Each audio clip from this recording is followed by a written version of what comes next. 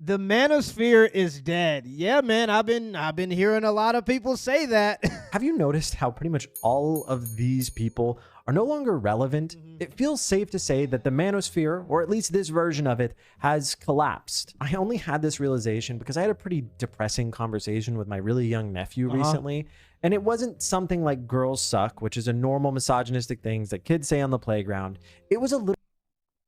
Do they?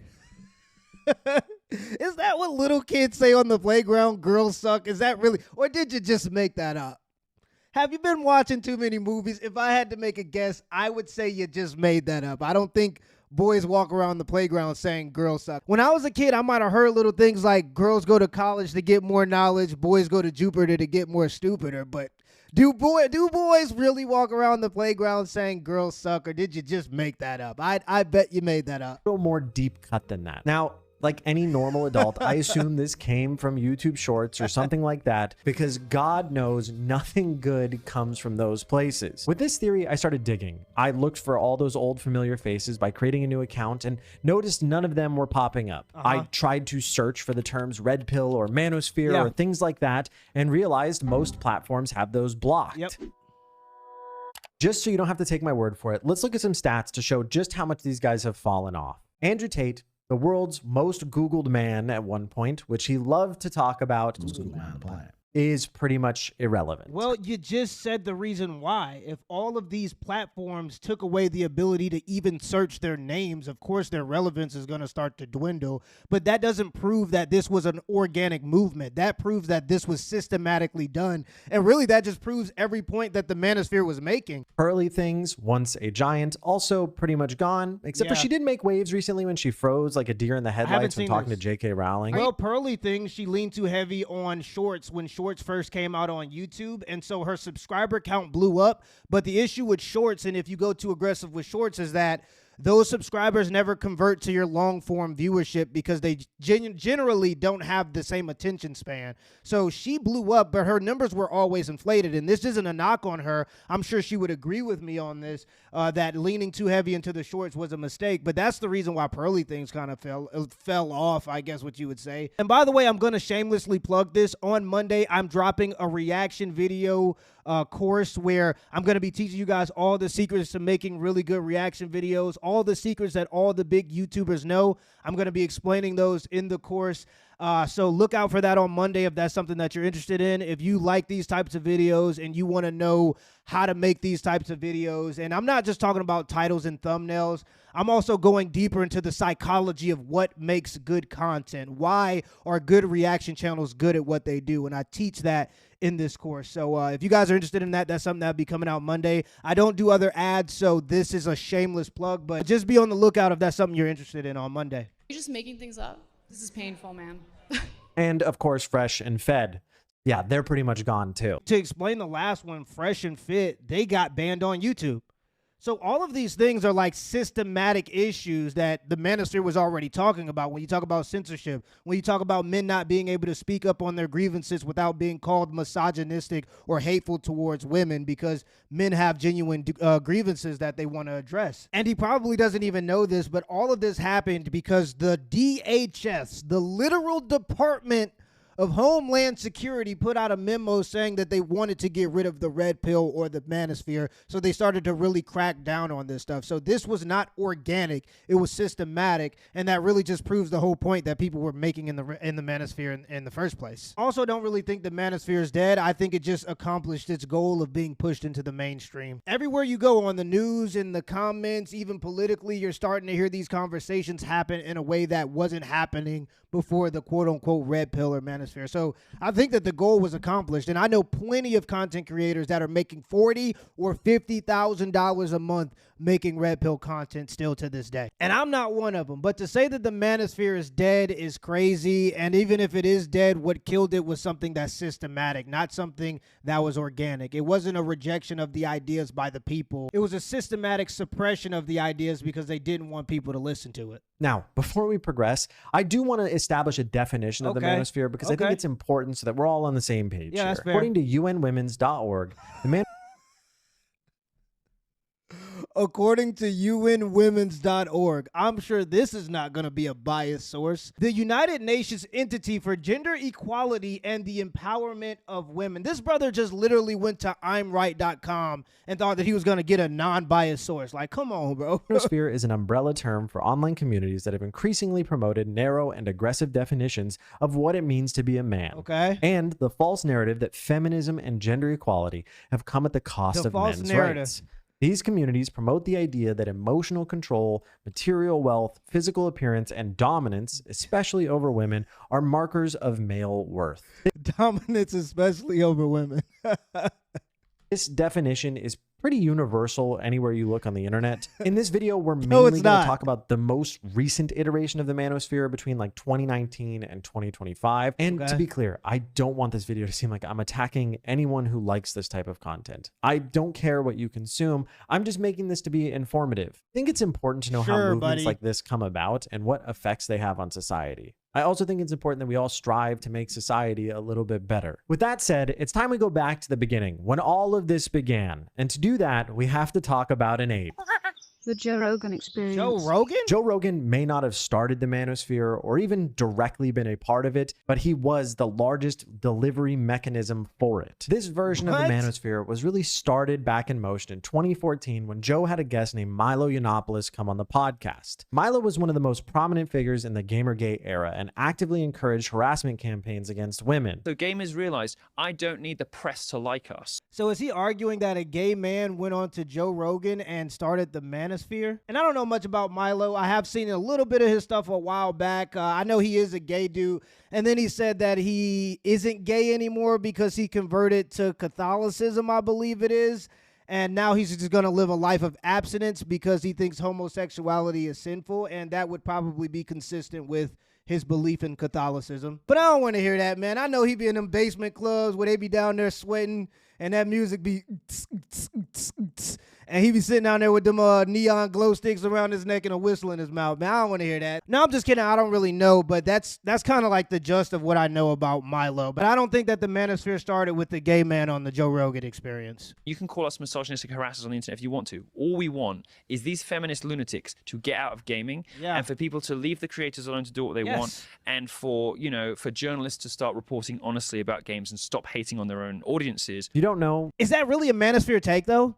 Is it really, like, if you're a gamer and you want to play good games and you're sick of feminist propaganda being pushed into games because you have this political agenda and you just want good games again, is that really a manosphere take because you don't want political extremists making the games? And this is the cycle of how every male niche starts to get dominated by women who want control over a niche that's like 95% men. First, it starts with the women who genuinely like the niche. These are the girls that come in and they actually like video games. They probably don't want feminists in the video games. And then after that, you get the women who just want to milk the audience for attention, right? They come in and they know they can just farm these guys for attention and make a bunch of money. These are the blonde girls with the tattoos that start shooting guns, or the women that come to the car meetups with fully pinked out cars with their OnlyFans logos on the back. These women come in to pretty much milk attention because they know the niche is dominated by men, and these men are interested in women that like the thing that they're interested in. So they just they farm attention. And then after you get those girls, you get the feminists that come in to try to protect those types of girls. And then the feminists start saying, we want more representation. And they get angry because a niche that's 95% men is dominated by men. It's like, what do you expect? And then they start getting mad, like, yeah, all the people who are going to win are going to be men because 99% of the players are men. All of the people who are going to be the announcers and the commentators in the esports sphere that these guys built over years of hard work pushing esports forward. Yeah, the announcers are probably going to be men because most of the players are men. The characters are probably going to be men because most of the players are men. It's like, and then they get angry and go, why isn't there female representation? It's because the niche is 95% male. But either way, most niches fold eventually, and then you start having non-binary characters. Gamergate was built around the idea that women were ruining video games, or I guess internet culture as a whole. The movement, with Milo's help, led to countless threats, doxing, and swatting incidents. At the time, The movement wasn't that mainstream because it was seen as unserious by most average dudes because of its proximity to nerds. Isn't it hilarious that it kind of spawned out of a dispute about video games? Yes. I mean, the meek have inherited the earth in a sense. Who would have thought? Who would have thought? They stopped being meek. That didn't mean it didn't have consequences, though. It did directly still tie into other anti-SJW movements that were happening at the time. Yeah. It just wasn't a prominent sticking point. Maybe it's because in that time they were saying that you had to say that a woman was a man if that's what they identified as, or you'd be kicked off of social media. So they were trying to literally bring in legal consequences for you speaking about basic biological reality. And this was also during the time when the feminists were getting insane. They started saying things like kill all men. I don't know if you guys remember that. But yeah, of course, this was a big pushback towards the feminist movement because they overstepped. Also, Joe has a reputation as a centrist who just asks questions, which means he rarely pushes back, especially back then. If anything, he legitimized Milo's conversation by presenting him as having a equally reasonable side as the SJWs, which is insane. In comic books, they've done it in fantasy, they've done it in sci-fi. But they took on the smart people. They took on the smart, exactly. They took on the sci-fi smart people fans who are love nice. video games. Because this was the during the nerds. Gamergate and anti-SJW movement, Joe's YouTube comments, subreddit, and forums were filled with misogyny, like much of the internet. Misogyny. It was also filled with the centrist people who were pushing back against this and thought that having Milo on the podcast was a problem. The thing is,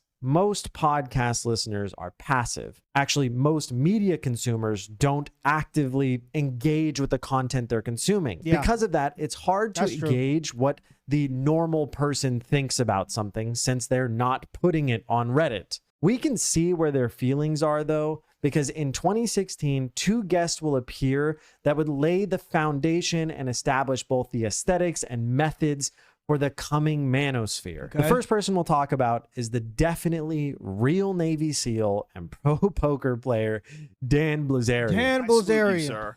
Because if I was a 16-year-old kid and I won the lottery, I'd be living exactly the way you live. On episode 857 of JRE, Joe dove into Blizzerian's extravagant lifestyle. Because at the time, he was the face of masculinity He on was the Instagram. face of It was masculinity. endless posts of money, gambling, guns, women, weed. If a teenager thought it was cool, he was posting it. And the thing is, back in 2016, Dan was the hyper-masculine influencer. Hyper-masculine. So you would expect Joe Rogan's audience to love it, but shockingly, they didn't. Yeah, because he doesn't represent what men think. He represents what teenagers think, or at least at that time he did. I think at this point he's converted his life over to a more modest life because he said a lot of this consumerist and just being a degenerate was unfulfilling, and he was trying to fill a void that he could not fill with just sleeping with women. And that's how most men who have a normal life think about the world. And how is this considered misogynistic? Because let's just be honest here, in the modern sense, we're talking about a modern woman. Don't a lot of them date or talk to multiple men at one time? So if this one guy is doing it, and most men don't have the ability to talk to multiple women, so there are significantly more women that are talking to multiple men than there are men talking to multiple women, for sure. So if he's considered misogynistic for what? Sleeping with women who want to sleep with him? Then what are the women called when they date multiple men at once? It seems like he's grasping for straws. They actually sniffed his bullshit instantly.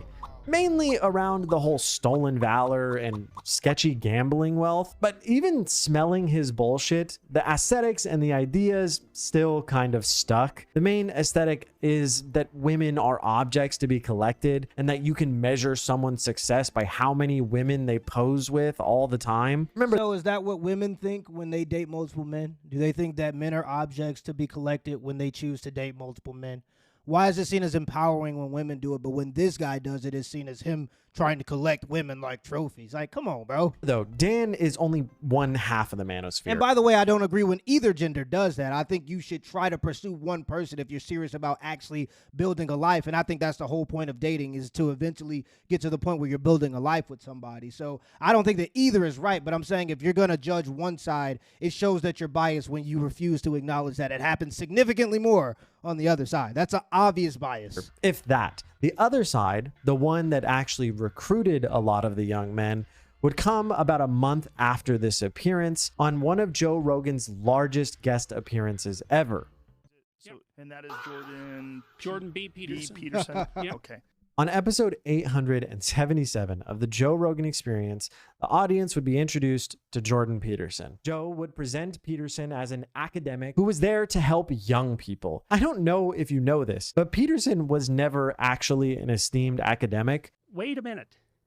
That's not true. Dr. Thagard from the University of Waterloo actually wrote this about him one time. Peterson's ideas are a mishmash of banal self-help, amateur philosophy, superfluous Christian mythology, evidence-free Jungian psychology, and toxic individualistic politics. Seek enlightenment elsewhere. Normally, podcast... Some guy somewhere once said this about Jordan Peterson, and that proves what I say is true.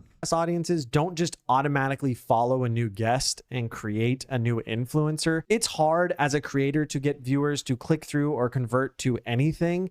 Trust me. The thing is, with Peterson on JRE, it was way different. Over the next few appearances, he became one of the largest regular guests on the podcast, if not the largest. And by 2019, he had given so much supposed academic credibility to the now alienated misogynistic men in the audience, the ones that were primed by people like Milo and Dan, to demonstrate how successful Peterson was at becoming a new influencer. We can look at the sales of his book after his appearances. Yeah, he was The book was jumping. called 12 Rules for Life, and the explosion in sales is almost unbelievable. Yeah, so that guy he just quoted that had something to say about Jordan Peterson. And by the way, I think Jordan Peterson came on the scene super explosive. I do agree with this part of the video. I think that he was hugely monumental in shifting a lot of people, especially on their views towards like transgenderism and, you know, trying to prevent people's freedom of speech around the issue of transgenderism and all those things. So I do think that Jordan Peterson actually was a monumental moment, but the guy that he just quoted was one of them haters. That's easy to see. Oh, he got amateur psychology. Then you write a book then. Every day I get on YouTube and every day there's somebody in the comments saying, well, you don't do this right. Then you make a YouTube channel there. So that guy was just one of them people from the comments. He was just a hater. So just because he said that about Jordan Peterson, it doesn't mean that what you're saying about Jordan Peterson is right. He did have a little bit of a media cycle before this, but nothing that can justify the millions of copies that were sold after the appearances. I should also probably say here that I don't think most people who bought his book were misogynistic. Joe had done a lot of work to present him as a self-help guy. Clean your room. And this was also back when I was even still kind of a Joe Rogan listener. Little did I know, if I had actually bought his book or read it and looked at the title, I would see that the misogyny was right there all along. Oh, misogyny. In this sort of Jungian archetypal world, chaos is feminine, order is masculine, and the subtitle of your book is an antidote to chaos. So as a woman reading that, you know, I'd like for you to explain to me maybe what I'm missing there, because that's when you started to lose me a little bit as a reader. Okay. Well, there has to be an antidote to anything that's manifesting itself in excess. It's Right. chaos that's manifesting itself in excess at the moment in our culture. A large reason that That's Peterson true. was so successful in further... What was that supposed to prove? He didn't even prove anything. He cut the clip so far that we didn't even get to hear any of his explanation about the question. misogyny and recruiting new men into it was due to something I'm calling scientific misogyny, which is actually a term, but I'm using it in a way more similar to scientific racism. Scientific misogyny, like men are stronger than women because we're biologically different. We have testosterone, which makes us more competitive than women. I wonder if that's something that's considered scientific misogyny, something that's literally biology, bro. Like people with these glasses just start making stuff up. They go to school and pay $60,000 to learn nothing and just start making shit up. That's not a real term, my brother. Men are bigger, faster, and stronger than women. Yes, and anytime they don't like basic biology, which is something you can't change, be mad at God. Anytime they don't like something that they know is a fact, they try to demonize your character. This is an old school tactic. They use it in court. If there is a woman who got R-worded. You got to say these types of things because we do live in this feminist society and you can't even use the actual word. But if there was a woman where that happened to them, in court, the lawyers start to attack your character to try to disprove what you're saying, even if what you're saying is a fact. And it is an objective reality. It's not scientific misogyny. That's a made-up term by people with glasses who don't know anything about the real world because they try to live in La La Land. Which is essentially when you cherry-pick data, use pseudoscience or religious ideology to package it as objective, evidence-based truth to then justify your bigotry. To actually show you how that works, we can look at Peterson's interview with GQ. Well, that's my idea of the patriarchy, which is a system of male dominance of society. Yeah, but that's not my sense of the patriarchy. So what's yours? Well, in what sense is our society male-dominated? It's funny looking back. He should have never shown anything from that interview. Number one, he's not even letting the guy explain his point because he goes into depth when he explains his point.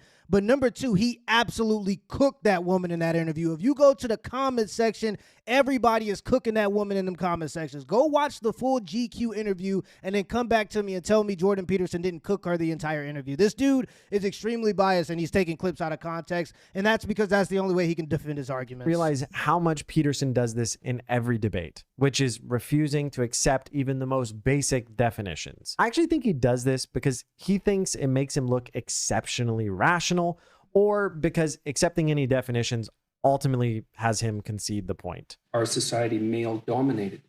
The fact that the vast majority of wealth is owned by men, the vast majority of capital is owned by men. Women do more unpaid labor. Very tiny proportion of men, and a huge proportion of people who are seriously disaffected are men. Most people in prison are men. Yes. Most people who are on the street are men. Yes. Most victims of violent crime are men. Yes. Most people who commit suicide are men. Yes. Most people who die in wars are men. Yes. People who do worse in school are men. Where's the dominance here? Precisely? Exactly. This part is actually where scientific misogyny happens. He just gish gallops through a bunch of stats so that you assume the premise he gave you is true. But she said that society was dominated by men, and he's pointing out the fact that that's a small minority of men who get the privilege of dominating, but the vast majority of men work themselves to death to provide for a family. That's essentially the point that he was making. And heavens forbid, especially with what's going on in Iran right now, but if we do so happen to need to go to war, guess who's gonna have to go fight the war? So if society is dominated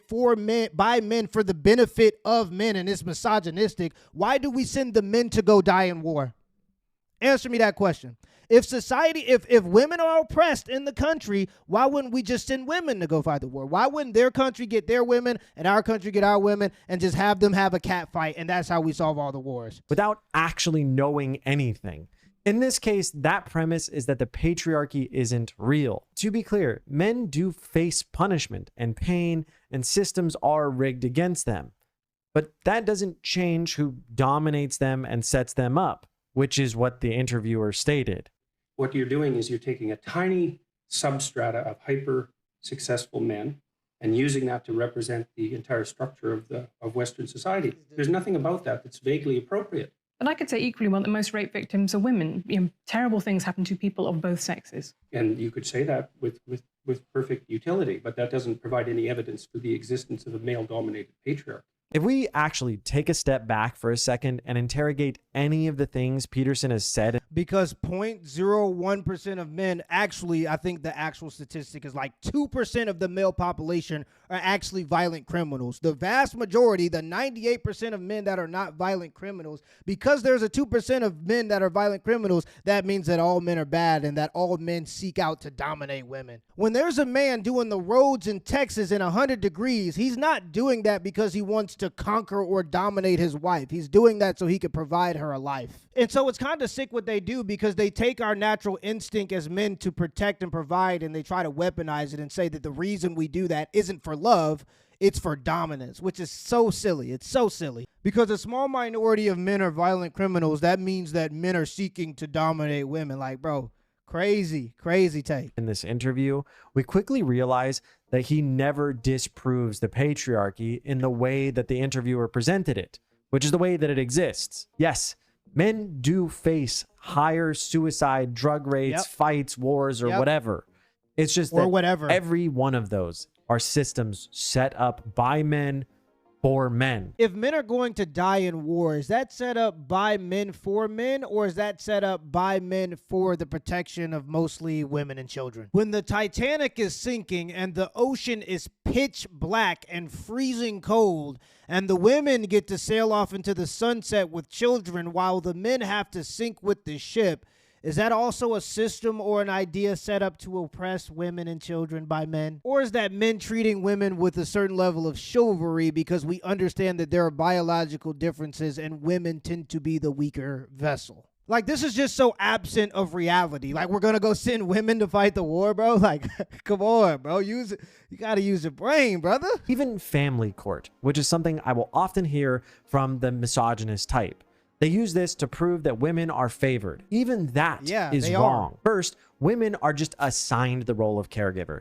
Even if they don't want to be the main caregiver, even if they have other aspirations, it is something they cannot escape. It is not something that they choose. It is something that is put on them. I'm going to explain this briefly just for the sake of time because this was a common misconception. Historically speaking, it was customary, it was normal to give 50-50 custody to the mom and the dad. It was normal to split custody down the middle. But then something came along called Title 4D. And what Title 4D did was incentivize the state to try to collect more child support money because the state got 66% of kickbacks from the federal government for every dollar of child support they collected. So what a lot of states did is they started to shift more custody to the mom so that the dads would work and they could get child support, and for every dollar they collect, the state gets 66% of every dollar. But before Title 4D, 50-50 custody was the go-to because we know that the father is the most important and monumental aspect of a kid's life in terms of their results. Of having a father in a kid's life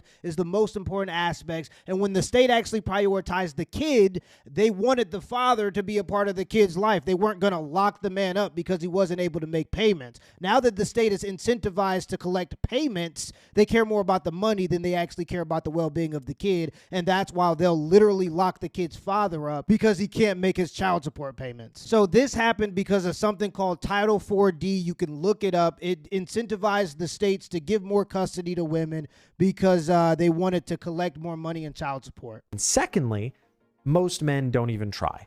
When men go to court and actually fight to get custody over their children, they win at a much higher rate. I think he's proven the wrong point. First of all, it costs like $5,000 to $20,000 to fight for custody for your kid, and most fathers that are working their lives to survive and to provide for a family don't have a spare $5 to $20,000 just sitting around. Second of all, you're proving the wrong point because why would a father have to fight for the right to their own kid in the first place? That doesn't make any sense. So you're literally proving the point that the court system definitely benefits the women. Why would a father have to fight for something that is 50% literally his DNA? That's crazy. So this guy just doesn't, he just doesn't know what he's talking about. Anyways, I digress. Let's move on to something a little more interesting, because while I was researching this video, I actually started reading some feminist theory recommended by my friend Yubi. Emily Carrion, I hope I'm pronouncing that right, is a sociologist professor at UC Irvine who wrote a book called Good Guys, Bad Guys, where she sat down and interviewed 62 men, some of which identify as men's rights activists or MRAs,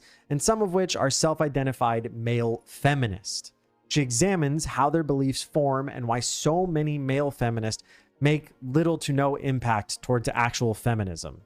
The reason I'm mentioning this book is because within the introduction, we meet Brian, who is a self-described MRA, and he will nearly bar for bar do the statistics gish gallop that Peterson did in the interview that we just watched. And this is actually incredibly depressing because as I watched that interview and as I read this book, this is the same thing that my young nephew said to me. Yeah, it's because the manosphere isn't dead. It just got pushed into the mainstream, and that was the whole point. When he was talking about women, it shows how deeply ingrained this scientific misogyny is in our society. I would highly recommend anyone to go out and read this book, especially if you are a man that considers yourself a feminist. I know most of my audience is dudes. I promise reading this book will make you realize that you might be doing it wrong. That you might be gay. Or that you don't fully understand what working towards equality looks like. With that, let's get back to Joe for a minute, because he is the voice of reason and all that is centrism. We can see that Joe is actually a really good hardball interviewer. It was the oppression, the continual never a oppression of hardball women by interviewer. men, which is also something that I regard as an absolutely reprehensible doctrine. But in their defense, that did exist. There has been continual oppression of women. It's just not the only thing that's happened. And there's been continual oppression of men when men were dying in factories, when all of the jobs were lifting heavy things so women couldn't work. Bro, just think about this. Just in the early 1900s, the average work week was 10-hour days for 6 days a week. The only day you would have off is Sunday. That was the average work week, and it was hard labor, outdoor jobs. Women were not complaining that they weren't able or men weren't letting them do those jobs. When guys were in 105 degrees building the pyramids of Giza, I don't think that the women were complaining about not having to work. It's only when men built the world up to the point where all of the jobs are air conditioning and pizza parties. It's like, yeah, that's now all of a sudden everybody's, I'm not even trying to disqualify some of the hardships that women went through in history. I'm just saying that most of human history was hard for everybody. It wasn't just men hitting women over the head and forcing them to be in relationships or marriages. Most of human history was men and women fighting together against the harshness of reality and nature. There have been women that have been revered. There's been women that have been celebrated. Yeah, there's been course. women that have accomplished great things, but Yeah. there's been a lot of oppression. So if they concentrate primarily on that oppression, and that's their main point of study, and that's the thing they want to talk about all the time, they kind of have a point in the fact that if you're looking at all the events that have ever taken place, there's a significant number of them that have been women being oppressed. That's but a I don't real know if thing. I don't know if there's more women who've been oppressed than men who've been oppressed. That's a very good point. I'm just kidding. Joe is arguably the biggest reason we end up stuck with people like Jordan Peterson. That's Looking a back, great it's take. so easy to see how he Reasonable lined take. up his audience to be dropped right into the manosphere pipeline. He regularly gave platforms to racist, homophobes, misogynists, and countless friends of Jeffrey Epstein. Now we can actually move on from the chimpanzee, because unsurprisingly, another podcast will actually take the manosphere mainstream. He gets a take that's out of context, and then the take is actually right, and instead of combating with the idea, he just goes, see, that's another proof or an example that they're misogynistic.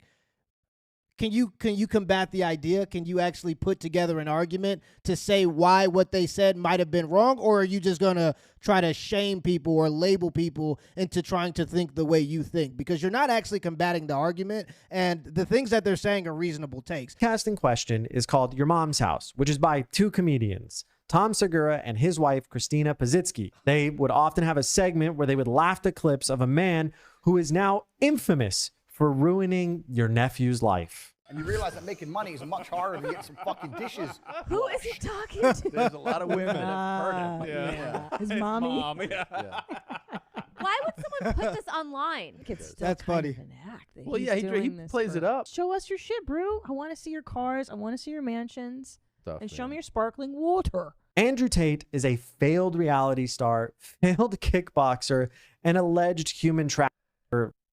Probably more than alleged at this point because of how fast he was looking to get out of Romania when he could. Tom and Christina would eventually bring him in the studio and give him an interview after he was a segment on their show for months. Women are absolutely happy saying, you know what? I know I have the best man on the planet, and I know I make him happy. Yeah. Women are happy with that. Yeah, that's true. Yeah. They're far more happy with that than they are working some fucking career. Yeah. And some garbage. Oh, I have thoughts and opinions and a Yeah. job. Yeah, shut the Shut the fuck fuck up. Have kids, dumb sit at bitch. home, be quiet, make coffee. Yeah.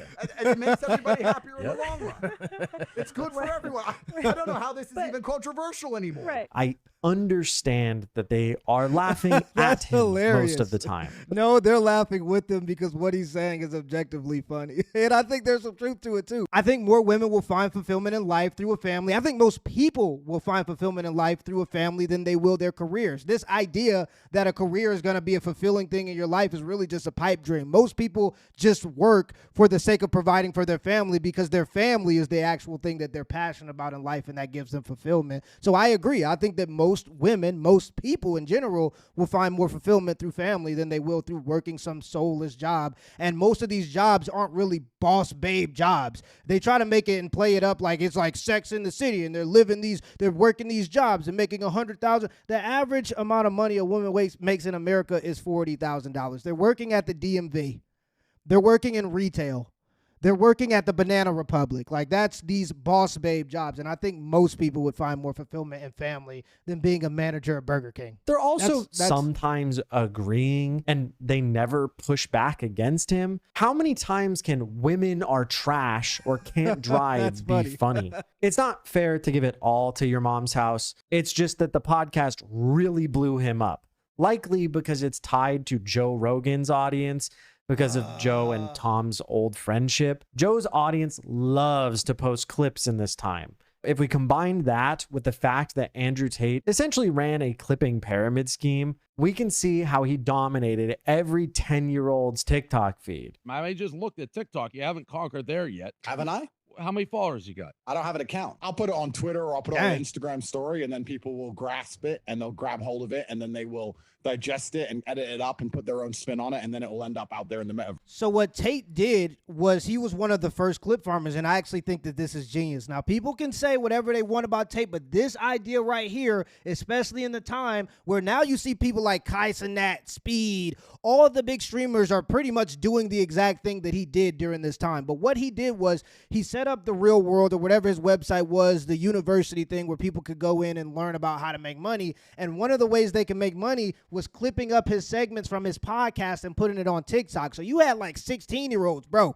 16-year-olds making $40,000 a month off of posting his clips from these interviews and posting them on TikTok. So it blew him up in popularity. And because on those videos, they would put an affiliate link where if people joined the Real World, the university thing, the person who posted the video would make money. They were making money off the affiliate links. They were making money off TikTok revenue straight up. Like, there was a bunch of people making a bunch of money, and it blew Tate up in popularity because these people had an incentive to post him everywhere, and it actually worked. So you can say whatever you want about him. I'm not sure where he is now. I don't know what he thinks now, or whatever's going on with him now. But that idea was objectively genius, bro. That was objectively, especially in that time, smart. You see the result of it now. All of the major streamers do the exact same thing now. Actually, this MLM of clipping is how he persisted even after being banned on nearly every platform. It's wild how he was the first clip farming creator and normalized what is something that every big streaming community essentially does. And I ended up absolutely everywhere. And now people complain that they see me more than they see their own father, and they can't get rid of me. Now, contrary to what most people think, industry plants in the creator space don't really exist, at least in my opinion. I've never seen someone who just buys fans. I've seen people buy a lot of temporary eyeballs or views, but not a legitimate following. It was obvious that Tate had more than just views, because he ended up converting tons of men into essentially foot soldiers, and lots of people would buy his courses. 10 minutes and 36 seconds to sign up. Tate was likely able to do this because he, first of all, had the aesthetics of success, which Blizzerian showed was women. He was constantly using women as an object to show his success. He did some self-help, I guess you could call it. Anyone who does not... What are those women using him for? Does this not go both ways? You don't think that woman is there because she gets to be on a jet? You don't think the women are there because they get to be on a yacht? Like, trying to act like the guys are just using the women and these women are around because they're just innocent.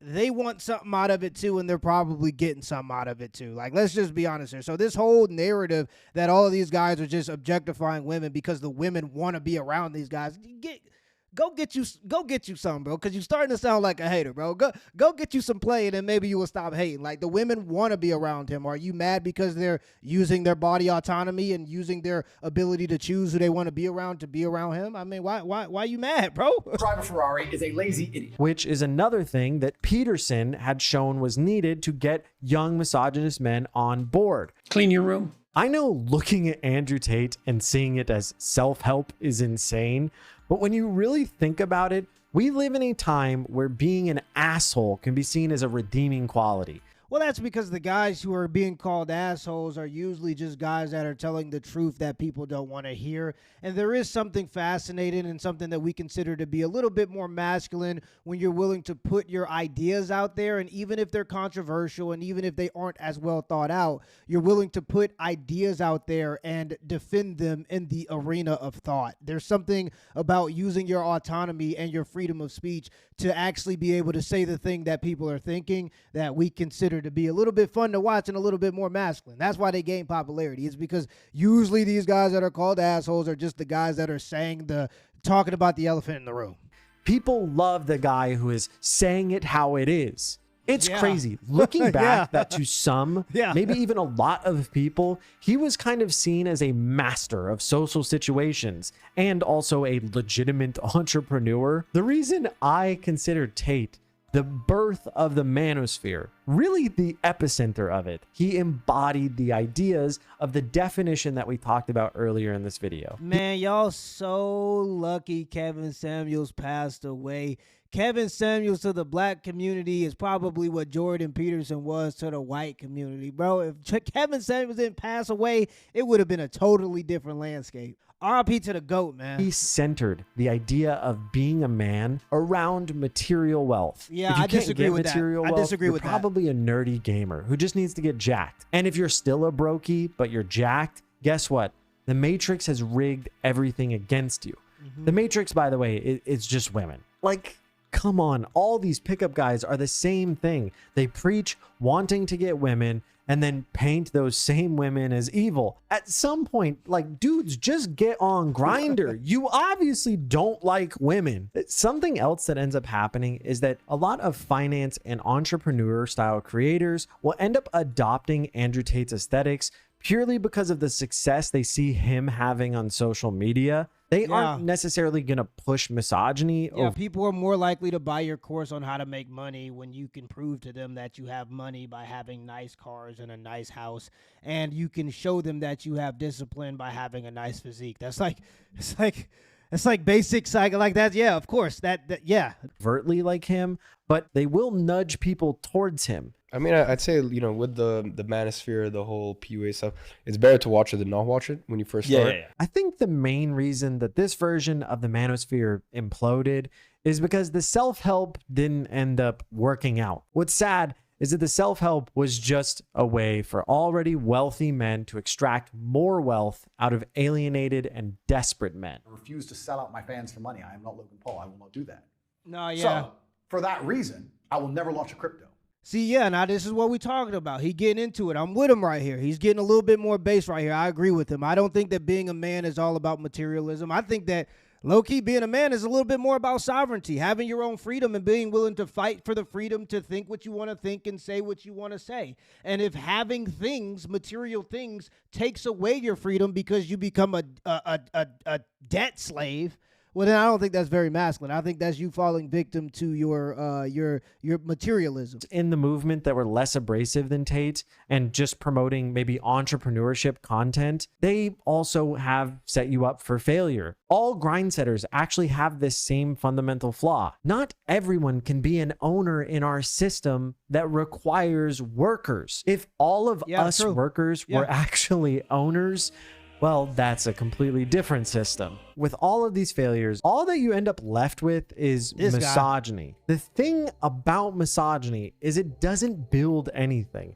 It doesn't give you a life or friends or wealth. It just makes you sad and resentful. I feel like it doesn't build anything except for civilizations and rockets and all these other, obviously not misogyny, but I think a lot of these types of folks, and I could be straw man in this, a lot of these types of folks would agree that the patriarchy is misogynistic. They believe in the superiority of men. That's why it's a patriarchy, right? So yeah, it doesn't build anything but rockets and birth control, the thing that gives women the ability to go into the workforce easier because they can avoid having kids. That's an invention made by men specifically for the benefit of women. But of course, men hate women, you know, whatever. But either way, yeah, you get what I'm saying. Like, other than the best civilizations that the world has ever seen, we don't build anything. Like nihilism has consumed so many people's brains. I agree both with men that. and women. I agree with that too. And this isn't shocking for men because if we look at a study from 2019, we can see that 95% of the men in the manosphere at that time, in the beginning, already considered themselves black-pilled, which is just another word for nihilistic. This stat actually is so important because these already nihilistic men will just end up reverting to their black-pilled communities when the manosphere implodes. This actually leads me to one of the more specific places that I think young men have gone to. Kick, the streaming platform. Games, gambling, fun, slots, money, slots, wins, gamble. A lot of these nihilists have probably ended up here due to being associated with Tate, but also because of the unique experience that it provides. Absent Andrew Tate, all of these content creators were already big, and gambling coming into streaming has nothing to do with the manosphere at all. In fact, I would argue that people in the manosphere would say that you shouldn't be a gambler. And I know that there are people who are considered to be manosphere, like Tate doesn't even consider himself to be manosphere or red pill. And I know that he promotes it, and you know, there are some other streamers that promote gambling, but how does this, now you just dragging it, bro. Now you just labeling anything that you don't like as manosphere. And I do not like gambling. I don't think that young men should be gambling. These people will say they care about the mental health of young men, so they'll ban people like Andrew Tate or Fresh and Fit or blah, blah, blah. But then they'll allow for online gambling to be promoted, which increases suicidality in men by like 8 times, not 8%. By like 8 times, right? So yeah, it's because they care about young men, of course. No, it's because they want to extract every single penny from all the men in the country. That's exactly what this is. The social contract between men and the government has long been broken. At this point, you're expected to go die for a country that you can't even own land in. If you do everything by the book and you do everything the right way, you can have your kids taken away from you because your wife says she's not happy anymore. And then she can also take 50% of everything you've ever worked for? Yeah. So the social contract between men and the government has long been broken. Things on the platform like unregulated crypto gambling, harassing the public, torture, and even worse. Would you say your age? 15. Okay, so I'm gonna ask you again, okay? I'm 19. How old are you? 18. You're 18. Nod your head if you're 18. This man pressured a 15-year-old to flash. For them, his viewers that for some reason want to see that. A lot of men likely go here because that gives them just a little bit of control and acts for them as an escape, like all content. This is because when you feel nothing matters or that you lack control in your life, you end up needing bigger distractions, sometimes more edgy, extreme, or even criminal ones. And the aspect of feeling a little bit of control is due to communities pushing creators into more and more extreme situations. There are streamers and kids out there which are doing shit which is not good for anybody or even themselves, just for shock factor. I was an edgy kid who got Xbox Live and had a microphone. I understand that was it a great can be edit. Fun to push people, but at some point we got to realize that that stuff spills over and has actual real world consequences. But let's get back to Kick, because there is actually a very specific creator who has been blowing up lately and is tied to a community notorious for being full of nihilism. This is Clavicular. You think I need Looksmaxer, a streamer who is a self-described Looksmaxer, and he has been blowing up my algorithms for months. If you don't know what Looksmaxing is, I do Looksmaxing. You know what that is? you probably do and don't even realize it. You've probably used lingo like mogged, mewing, or adding maxing to like every word. Broad max, lift maxing, symmetry maxing, now the crotch maxing. And you also probably understand the concepts of getting an insane jawline or doing hormone replacement therapy. Also, if you were to look up the definition and read it, the first few lines for Looksmaxing just talk about how it is essentially improving your physical attractiveness as much as you can. This ideology or community often boils down to the idea that if you aren't born with good genetics or traditional attractiveness, that you are doomed in life. Well, it definitely makes life harder. And when people fail to acknowledge that, you give a lot of these people validity. Sure, they go through extreme measures, and most of it is actually not going to work for you, to be honest. Like, A lot of looksmaxing is just getting to about 14% body fat so you have a solid jawline or so you could pull the best out of your genetics. Some people just aren't as genetically gifted. And I think that people on the outside of these looksmaxing communities have to be willing to acknowledge that if you are better looking, your life will be easier. So their mentality towards that idea is definitely right, but some of the means they go by trying to look more attractive is definitely wrong and harmful for people, right? But the reason why they go with so much filler and the reason why it gets so extreme is because if you're going to keep making money off of looksmaxing, there's only very few things you could do. Get a nice haircut, maybe get a couple of outfits, put on some decent cologne, and work out to the point where you get to about 13 or 14% body fat. That's probably your best bet in terms of looksmaxing. But outside of that, it's going to just become more extreme because the advice is actually super simple. But if you're going to make a career off of making this type of content,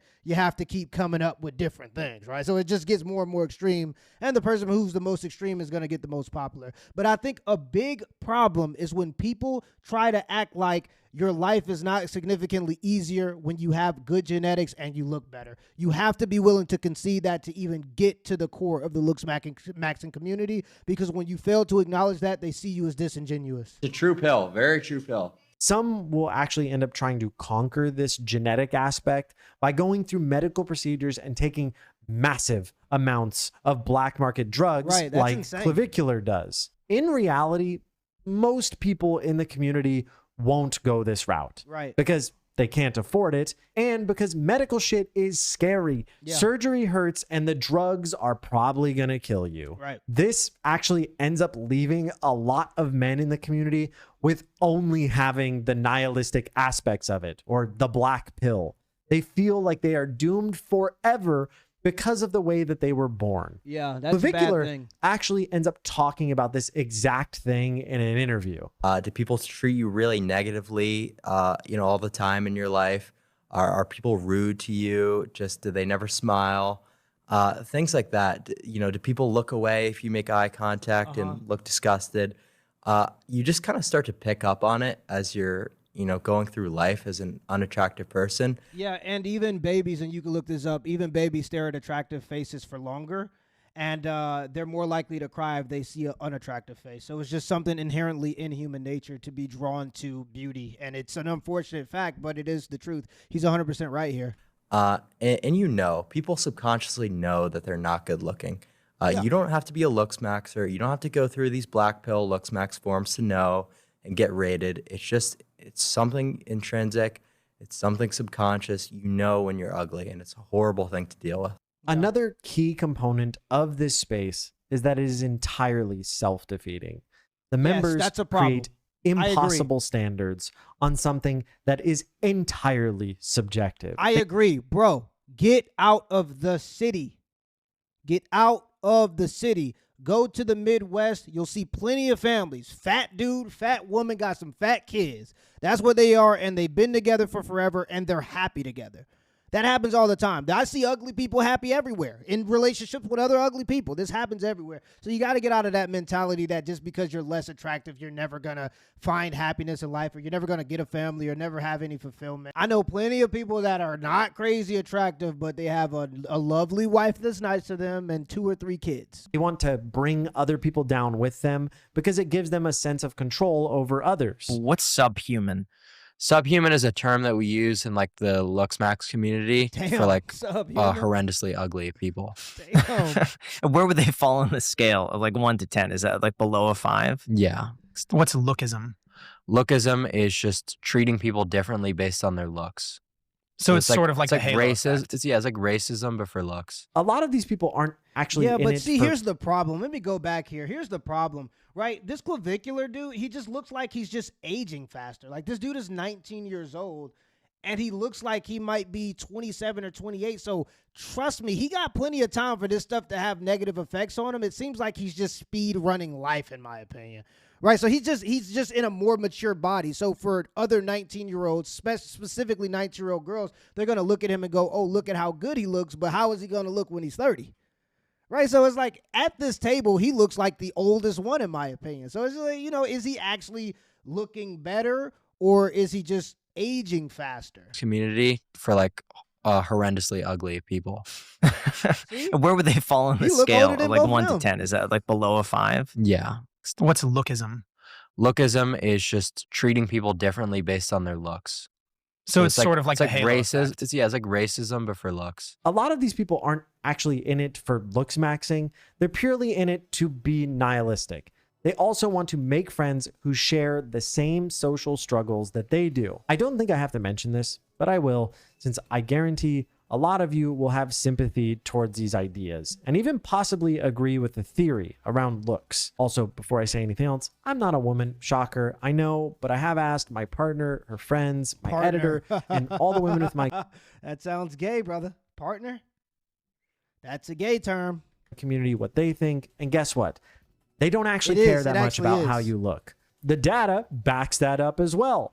According to multiple studies, women value kindness, reliability, and ambition before they even get close to caring about looks. This doesn't mean you shouldn't take a shower or shave or maybe do some sit-ups. It just means you don't need to worry that much. But do you think kindness is judged based on how attractive a person is? Because I would argue that two men could say the same thing to a woman, and one might be seen as kind and the other could be seen as creepy depending on how they look. So, you know, that's a very slippery metric there. They do value finances a little bit, according to these studies, of course, but not to the degree that you're thinking. It's usually just about stability and being able to pull your own weight in the relationship. There is also an insanely high value in feeling safe, which isn't surprising considering how much that bear meme popped off last year. Depends what man, but probably a bear. Oh, 100% a bear, which is like terrifying to say, but Definitely a bear. Some men are very scary out there. No, this is just women being passive aggressive. They're just saying that just to try to nag at men and to make men feel like we're not doing what we're supposed to do in society. They live in the safest societies, especially Western women, in human history. So I don't even want. Anytime I hear that, I'm just like, that just shows how vacant you are and how delusional you are. That just shows you how, because the world has become so safe because men made it that way for you, you're allowed to be delusional. Because if you were ever delusional in that way, historically speaking, you probably wouldn't exist anymore. So anytime I hear that, I just go, well, I guess that's just the collateral damage of men doing their job so well of building a safe society that the women in the society are delusional. Like that's pure delusion. Pretty obvious no that women rationality chose the bear behind that. because men quickly demonstrated they circle around figures like Jordan Peterson and Andrew Tate, which does not scream safety. That's so Peterson stupid. literally called women chaos in the world. And Andrew Tate constantly talked about how they are the Matrix, ruining the planet. I know that I would not feel safe if I thought half the population hates me or thinks I'm an object to be collected. Something that's interesting is that men actually value physical appearance way more than women do. This focus on looks is not accidental. Feminist scholars predicted this exact effect on men decades ago. They talk about it being a dudes like attractive women. Holy shit. The feminists really figured it out on this one. Like, bro, this dude is insane, bro. direct consequence of patriarchy, and how when structural control is out of reach, that control ends up directed inward. Susan Bordeaux actually wrote in the book Unbearable Weight about how the body becomes the surface on which cultural norms are inscribed, meaning that when you can't control the world around you because you don't have capital or political power, you resort to focusing on the one thing that you feel like you can control, the body. Those norms and desires for the body are also set up by those same men with the most capital and political power at the top. Retarded take. No, if you look at every statue of a man throughout all of human history, cross-culturally, you'll see guys that have good figures. Because having control over your body, having a strong vessel, and having a strong mind has always been seen as virtuous amongst men. It's always been seen as something that's glorified. That's not something that just people in positions of power came up with. That's something that's replicated throughout all of history cross-culturally. You don't see statues being made of men that are fat for the most part, other than maybe Buddha or somebody. Most of the men that are made statues of, or most of the statues of men throughout history, are men that have good physical figures, that have taken control and had discipline with how they treat their body. Yeah, that's that. Yeah.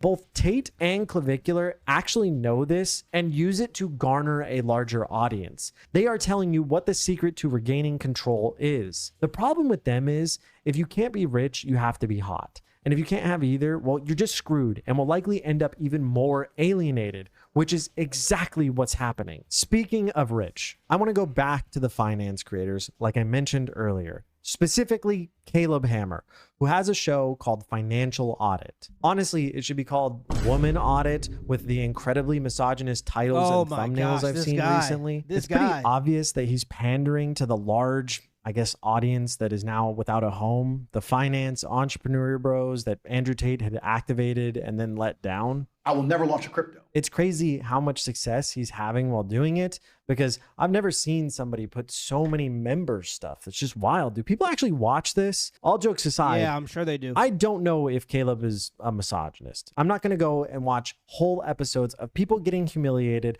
about situations that they were likely destined to be in due to circumstances outside of their control. And in case you because they spent too much of their money and decided to get credit cards and went into debt, that's outside of their control.